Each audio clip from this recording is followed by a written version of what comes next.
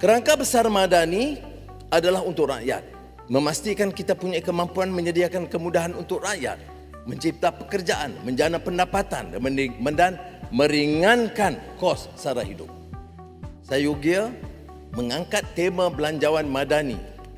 Keempat, belanjawan rakyat. Setelah berani mengusung reformasi, kini masa memulangkan hasil kepada rakyat. Selaku belanjawan sulung yang menyemangati rancangan Malaysia ke-13, Belanjawan 2026 menetapkan 9 tekad utama berpaksikan 3 tonggak ekonomi Madani. Pertama, meluhur tata kelola terbaik. Tan Sri Yang di-Pertua, pentadbiran Madani harus membina kecekapan fiskal, menutup ruang ketirisan dan memperkukuh institusi negara dalam usaha menaikkan siling ekonomi dan lantai hidup rakyat.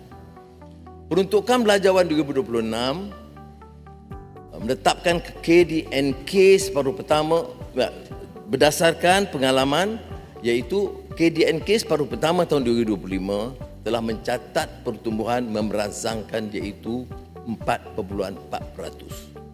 Kendati pun diasak perang tarif Amerika Syarikat, unjuran semula KDNK 2025 antara 4 hingga 4.8% membuktikan ekonomi kita kekal berdaya tahan. Bagi tahun 2026, ekonomi kita diunjur berkembang lebih rendah antara 4 hingga 4.5%. Ini susulan ketidaktentuan ekonomi dunia dan sengketa geopolitik geoekonomi yang berterusan.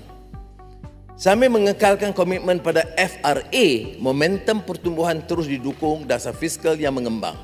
Belanjawan 2026 akan mengumpul dan mengoptimum sumber negara termasuk dana GLIC, Badan Berkanun Persekutuan dan syarikat MKD melalui perbelanjaan awam berjumlah 470 bilion ringgit berbanding 452 bilion ringgit tahun lalu.